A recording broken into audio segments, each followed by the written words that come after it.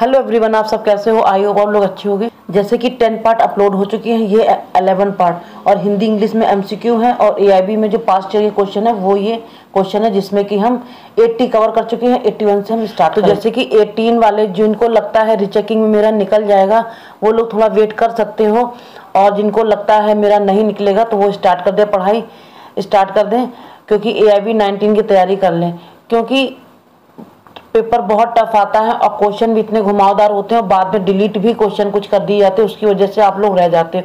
ये फैक्ट है, क्योंकि बहुतों के साथ में हर बार होता है, लेकिन इस बार क्या हुआ, बहुत ज़्यादा नंबरों से गया है, इसलिए हम बोल रहे हैं कि तैयारी स्टार्ट कर दो, क्योंकि पेपर बहुत टफ आता है। और पेपर में आपको क्वेश्चन में ये देखना, कीवर्ड्स को बहुत नोट करना है और ध्यान से पढ़ना है, और वो भी बेयर के साथ में पढ़ना है। तो चलो स्टार्ट करते हैं वीडियो को। क्वेश्चन नंबर 81 हमारा है, अधीनस्थ अदालतों पर नियंत्रण का अधिकार किसे है?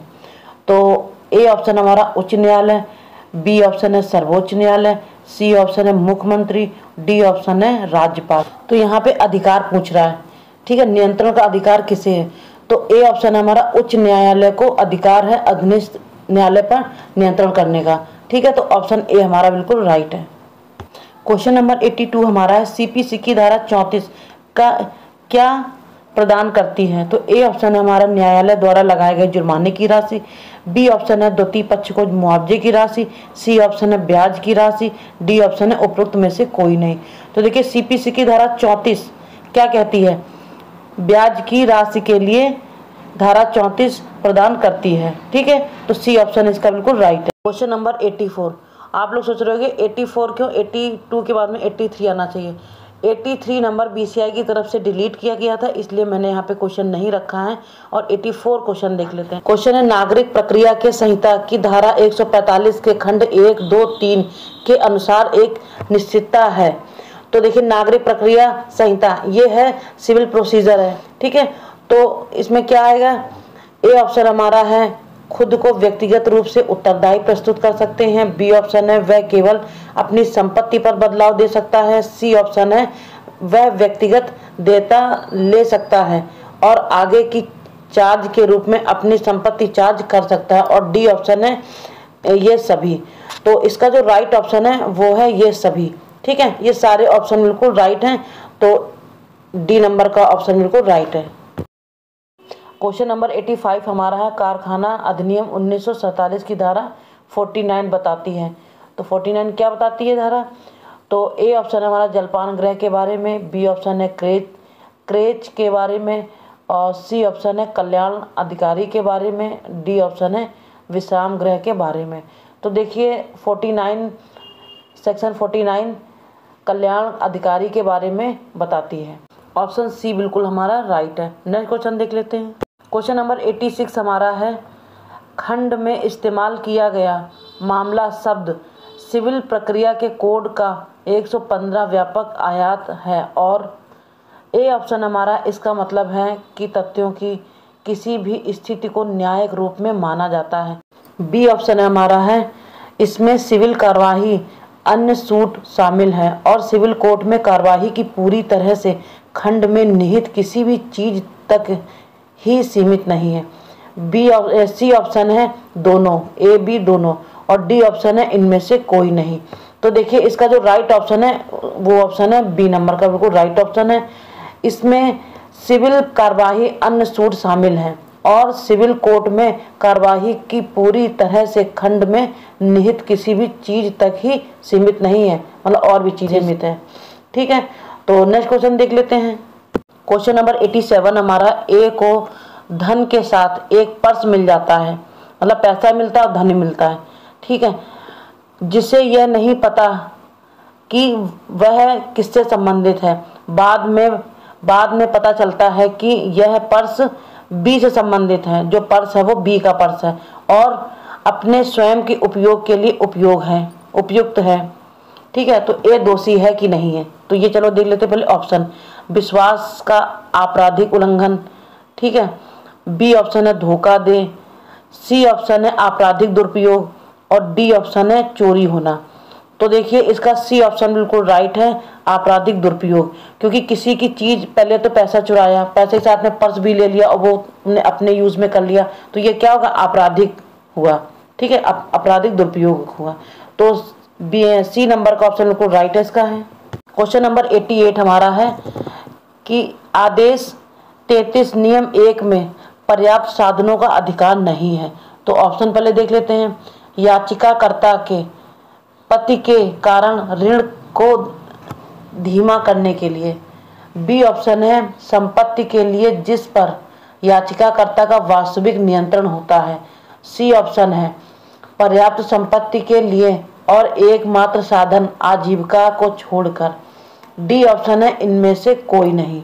तो इसका जो राइट ऑप्शन है, ये तीनों ही ऑप्शन इसमें नहीं मैच कर रहेंगे, और तो इसका डी ऑप्शन बिल्कुल राइट है, क्योंकि आदेश 33 नियम 1 में यह नहीं दिया गया है।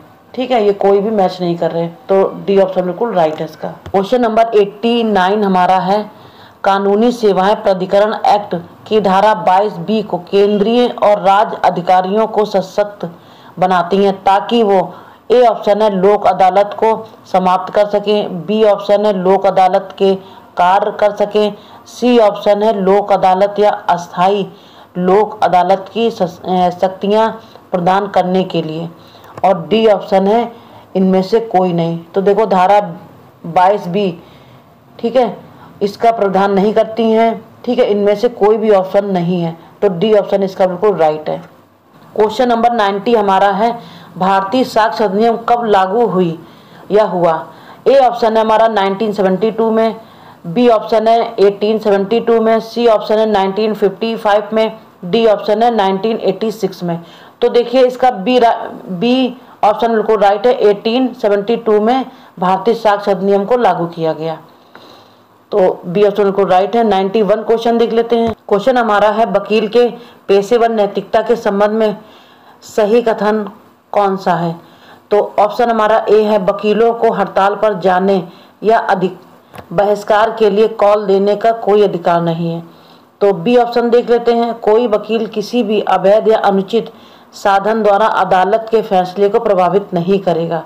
सी ऑप्शन देख लेते हैं। सी ऑप्शन है हमारा अदालत की प्रक्रिया का अपमान करने वाला वकील दोषी और दुर्व्यवहारी है। डी ऑप्शन है उपयुक्त सभी। ये सारे सही कथन है। ठीक है, तो डी ऑप्शन इसका बिल्कुल राइट है। क्वेश्चन नंबर 92 हमारा है अधिकार प्रशासन किस प्रशासन का है। तो ए ऑप्शन है फ्रांसीसी प्रणाली, बी ऑप्शन है ब्रिटिश प्रणाली, सी ऑप्शन है अमेरिकन प्रणाली, डी ऑप्शन है आयरिश प्रणाली। तो इसका जो राइट ऑप्शन है वो है ए नंबर का वो राइट ऑप्शन है फ्रांसीसी प्रणाली का अधिकार प्रशासन है। क्वेश्चन नंबर 93 हमारा है साइबर अपराधों को किस अधिनियम में शामिल किया जाता है। तो ऑप्शन हमारा ए है भारतीय दूरसंचार अधिनियम, बी ऑप्शन है भारतीय दंड संहिता, सी ऑप्शन है भारतीय साक्ष्य अधिनियम, डी ऑप्शन है सूचना प्रौद्योगिकी अधिनियम। तो देखिए 93 का जो ऑप्शन है वो बिल्कुल डी बिल्कुल राइट है, सूचना प्रौद्योगिकी अधिनियम साइबर अपराधों के लिए माना जाता है। ठीक है, तो डी ऑप्शन बिल्कुल राइट है। क्वेश्चन नंबर 94 हमारा है षड्यंत्र के पतन में संयोजक का उद्देश्य होना चाहिए। तो संयोजक का उद्देश्य क्या होना चाहिए। तो ऑप्शन हमारा ए है पीड़ित के कानूनी अधिकार का उल्लंघन करें, बी ऑप्शन है पीड़ित को नुकसान का कारण बनता है, सी ऑप्शन है के लिए लाभ प्राप्त करें, डी ऑप्शन है के हित परफेक्ट। तो इसका ऑप्शन ही बताएं अजीब सा दिया हुआ है। तो ऑप्शन में पहले क्वेश्चन देख लेते हैं षड्यंत्र के पतन में संयोजक का उद्देश्य होना चाहिए। ठीक है, तो संयोजक का उद्देश्य क्या है पीड़ित के कानूनी अधिकार का उल्लंघन करना। ठीक है, तो ए ऑप्शन बिल्कुल राइट इसका है। क्वेश्चन नंबर 95 हमारा है साधनों का निरस्तीकरण किस धारा में है। तो ऑप्शन हमारा ए है विशिष्ट राहत अधिनियम की धारा 8 से 25, बी ऑप्शन है विशिष्ट राहत अधिनियम की धारा 26, सी ऑप्शन है विशिष्ट राहत धारा अधिनियम की धारा 31 से 33, डी ऑप्शन है विशिष्ट राहत अधिनियम की धारा 36 से 42। तो हमारा इसका सी ऑप्शन बिल्कुल राइट है 31 से लेके 33 तक का। तो सी ऑप्शन बिल्कुल राइट हमारा है। क्वेश्चन नंबर 96 हमारा है नियोक्ता द्वारा अन्यायपूर्ण श्रम अभ्यास है। ठीक है, तो ए ऑप्शन है उत्पीड़न, बी ऑप्शन है झूठे आपराधिक मामलों में उलझाना, सी ऑप्शन है बिना छुट्टी के लिए अनुपस्थिति के झूठे आरोप, डी ऑप्शन है उपरोक्त सभी। तो ये देखिए तीनों ऑप्शन बिल्कुल राइट हैं, ठीक है, तो डी ऑप्शन बिल्कुल इसका राइट है, उपरोक्त सभी हैं। क्वेश्चन नंबर 97 हमारा प्रसूति नियंत्रण क्षेत्र अधिसूचना केंद्र सरकार द्वारा कब जारी की गई? तो ऑप्शन हमारा है 1986 में, 1988 में, सी ऑप्शन है 1998 में, 91 में, और डी ऑप्शन है 1997 में। तो इसका सी ऑप्शन बिल्कुल राइट है, 1991 में प्रसूति नियंत्रण अधिसूचना केंद्र जारी किया गया था। तो नेक्स्ट क्वेश्चन देख लेते हैं। क्वेश्चन नंबर 98 हमारा है कानून के अनुसार वयस्क अभिभावक कौन है? ए ऑप्शन है एक व्यक्ति जो कानून अनुसार नाबालिग का प्रतिनिधित्व करता है, बी ऑप्शन है एक व्यक्ति जिसे न्यायालय द्वारा नियुक्त किया गया है, सी ऑप्शन है एक व्यक्ति जिसे किसी अविवाहित बेटी का प्रतिनिधित्व करने के लिए अधिकृत किया गया है, और डी ऑप्शन है उपरोक्त सभी।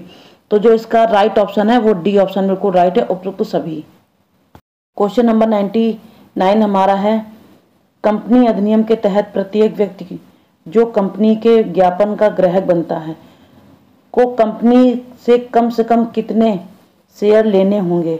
तो ऑप्शन हमारा ए है 100 शेयर, बी ऑप्शन है 20 शेयर, सी ऑप्शन है 10 शेयर, डी ऑप्शन है 1 शेयर।